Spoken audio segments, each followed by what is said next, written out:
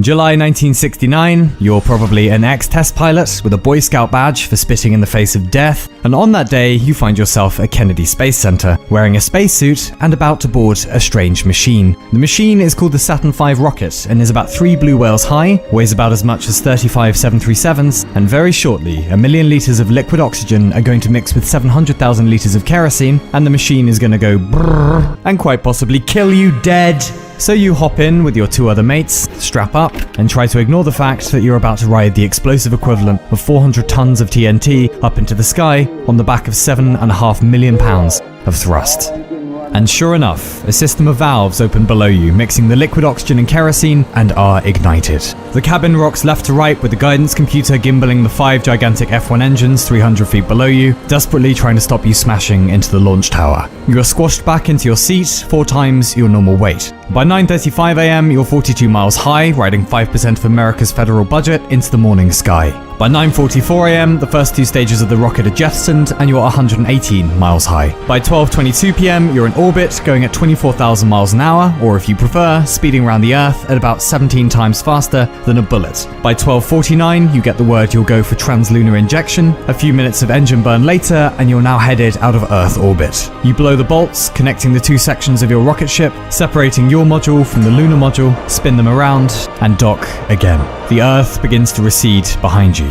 By 2:45 p.m, you're now riding 26 tons of food, instruments, and science at about 25,000 miles an hour. You are the commander of Apollo 11, and while 2 NASA missions have orbited the moon already, yours will now attempt to be the first to land and stand on that alien world.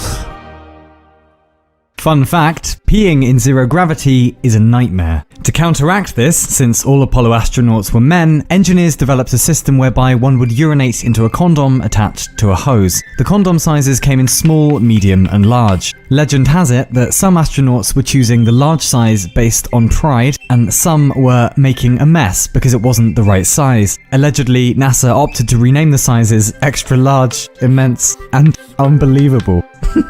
Yeah, space exploration. Anyway, what is this big white thing you're flying towards? Where did it come from? Well, no one knows for sure yet. The leading theory is that about 4 billion years ago, something about the size of Mars, a planet we've called Theia, hit the Earth, and bits of the Earth came off and eventually collected together into old Moonface McGee herself. She's about 81 times lighter than the Earth, about 1/3 the diameter, bigger than Pluto by the way, but most things are, and her gravity is around 1/6 ours. It takes the moon 27 days to orbit us properly, but it also takes the moon 27 days to turn once on her axis, which means we only ever see one side of the moon. The reason the moon looks different to us through the month is her position relative to the sun. As she swings around us, she's either between us and the sun, called new moon, waxes into the first quarter, then full, wanes into third quarter, and back to new. And moons in our solar system aren't unique at all. Mars has 2, Neptune has 14, Saturn has 82. But we are the only planet in our solar system with 1 moon, weirdly, and she is by far the largest relative to her planet. No good explanation for any of that yet, but boy are we glad she's here. She kindly regulates the tides and stops us wobbling on our axis. All in all, very pretty, very mysterious, and would you look at that, you're almost there. Well, about 33,000 miles away, but you've entered the moon's sphere of influence. That means the moon has more gravitational power over you than the Earth does. Shoes off, best behavior please. You're in her house now. Out the window and below is a barren expanse, a visual history of great violence. Craters where comets hit, some as wide as 175 kilometers in diameter. One astronaut stays in the command module while you and your colleague transfer to the lunar module. And before you know it, you're separated and descending to the surface. Ancient and dead volcanoes have covered the moon in 23 of what our ancestors mistook for Maria, Latin for seas as we still call them today. The Sea of Crises, the Eastern Sea, and there, our destination, the Sea of Tranquility. But you're traveling too fast for some reason and overshooting the landing spot. Still, you've come all this way and you'll be damned if you quit here. 6,000 feet above now, alarms go off. 12:01 and 12:02. No one back on Earth is sure what that even means, but they advise you to carry on with the descent. Beside you, your co-pilot calls out the altitude. You're now coming down on the southwestern edge of the Sea of Tranquility. But there are boulders the size of trucks everywhere, no sign of flat. You can't land here. You take over manual control, desperately looking for a smooth area to set down, the biometric sensors reading your heart rate at 156 beats per minute. 700 feet, 400 feet, fuel is dribbling away. If you can't find a safe spot, you have to abort the entire mission. 150 feet, 75 dropping still. Then a dust cloud kicks up beneath you, 5 feet, 2, 1.5, 1, and your co-pilot calls contact light, and with a jolt and only 15 seconds of fuel left, you're down. And you say, Tranquility Base here, the Eagle has landed. The schedule calls for the two of you to sleep, but you're the first humans to visit the moon for God's sake. During this time, your co-pilot takes Holy Communion, though does it on the quiet. NASA is currently engaged in a lawsuit with an atheist who had objections to a previous mission orbiting the moon and reading from the Bible as it did so. Then, at 2:39 a.m., you open the hatch and slowly descend the ladder. You pull a lever, activating the camera already on the outside of the lunar module to witness what is about to come next. You reach the bottom of the ladder, still standing on the leg now. You observe the surface of the moon is granular, almost like powder. You uncover a plaque on the lunar module saying, "Here, men from the planet Earth first set foot upon the moon. July 1969, Anno Domini. We came in peace for all mankind." Tentatively, you step back with your left foot onto the first celestial body humankind has ever visited. And having been allowed to choose those first words on a new world, you say, "That's one small step for a man, one giant leap for mankind," which will later be misquoted repeatedly without the indefinite article as "one small step for man," which makes no sense if you think about it, because that would mean one small step for humanity, one giant leap for humanity. But whatever, you're on the moon. Your colleague exits the lunar module, pausing on the ladder a few moments to become the first human ever to urinate while outside on the moon, then joins you on the surface. You erect a United States flag and accept a call directly from your then president, Richard Nixon. The two of you experiment with transport methods, including kangaroo hops. You set up scientific equipment, you take photos, collect ground samples, but this picnic runs on oxygen. So 2.5 hours later, after setting foot down here, the two of you climb the ladder again and return to the lunar module and attempt to sleep. You sleep, not very well, but a little. It's time now to go home. You're both relying on a single ascent engine that can only be fired once, meaning one chance to leave. Your colleague has somehow damaged the circuit breaker for the engine in the course of moving about. You jam a felt-tip pen in there, hoping your third colleague will be flying overhead shortly, waiting to rendezvous if all goes well. The ascent engine is fired, everything goes fine. At 1/6 Earth's gravity, making it into orbit is a doddle. Your colleague catches you in orbit perfectly and you're reunited. A burn to leave lunar orbit and you're on your way. Back home to praise and awards and another Boy Scout badge for not only spitting in the face of death, but kicking him right in the disco stick too. And curiously, several hours later on the television sets of the world, people, American and non-American, will say, "We did it. We did it." As if that plaque left on the surface rings true already. We came in peace for all mankind.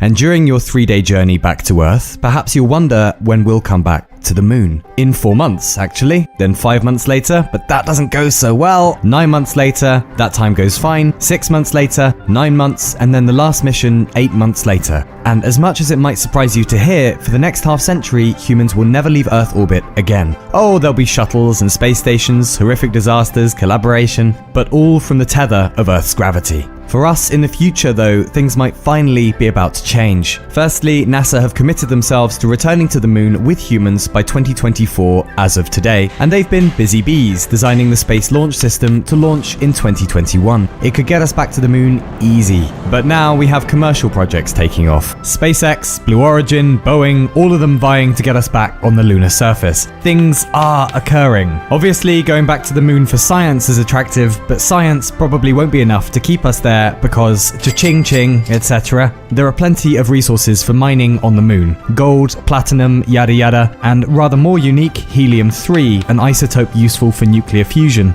But the real dog's gonads to go back for is more spacing. The moon would be a perfect base of operations for A, serving as a practice ground for learning how to live in hostile places for when we go to certain other planets soon, which we will, and B, fueling up and maintaining vehicles leaving Earth on their way beyond to other spots in the solar system when we go, which we will. Also, we could build mass drivers to shoot objects elsewhere with no need for propellant, establish farms, schools, administration, Buzz Aldrin took a wee on the moon first day, whatever, but a beginning, a point of departure to the rest of the solar system. And one day, long from now, but one day, beyond the solar system too, perhaps. If this is what you wake up to every morning, if this is the view from your lunar window, how would you feel about our petty squabbles back on Earth? No astronaut has ever returned from space and said, "Yeah, the universe was alright, not as good as a nice fight though, eh? Come here, you little." Almost all of them came back more placid, more prudent, and more inclined to see our planet as the fragile marble that it is. And as those lunar humans would look down on our fragile condition, we'd look up at them every night, and it would be a constant reminder not only of the power of human endeavour, but that we're out in the universe now. And surely that would change all of us down here. And if we're very lucky, maybe even change us for the better. 50 years later, we're still living in the shadow of the Apollo program, when hundreds of thousands of men and women came together, spent a titanic amount of money, utilized an ungodly amount of brainpower to achieve something that was, by any estimation, impossible. And they did it. Some days it feels like we've forgotten how to do this, to dream crazy big together, to reach for something together, to look out beyond bickering and this my team, your team rubbish. There's an infinite playground just waiting out there for us to explore as brothers and sisters. Obviously, the Apollo program came directly out of competition between the US and the Soviet Union. It's not like the US went to the moon just because they fancied a nice view, but the solidarity inside the Apollo program and the directed attention of the American citizenry towards space was like nothing we've ever seen before. Many of you watching this, and me, we weren't alive to see the moon landings. We didn't grow up with a single event in media that was a human project, on behalf of the entire species. How will we feel when we see that first man or woman putting that first boot down on the red sands of Mars? I, for one, will be crying my eyes out. Just happy I got to live long enough to see my species at the beginning of leaving its cradle and finally learning to walk. And then we will learn to run to the orbits of Venus, Titan, Ganymede, wherever we feel like, because that is us. Because audacity is what we do, sometimes violently, sometimes misguidedly, but sometimes, every now and then, in solidarity together. And for the love of reaching one mountain peak, just to look to the next. In our solar system, waiting for us, there are 7 new mountains with 7 new sunrises and 7 new sets of secrets. And if that doesn't unify us, Christ, nothing will. And it will all start with the moon, our home away from home, as the springboard into the multiplanetary age of the human being. We choose to go back to the moon and do the other things, not because they are easy, but because they are cool. To follow our evolutionary imperative, as it began with our emergence from the oceans and our many perilous diasporas across this great blue-green spaceship. We've been on 6 dates together, Moon. Sorry we ghosted you, we've been going through some stuff. But we've changed, Moon. No more long distance, oh no. Let's get it together properly. We're sliding back into DMs, baby. How about it? Let's settle down together and raise a solar civilization, eh? These are precarious times. So too were they precarious half a century ago when those first explorers set off for space. If we can hold it together, this might be just the beginning of the beginning for our species. Because we are currently audacity monkeys, but we could be forever monkeys if we wanted to. And the moon is clearly our door into that forever.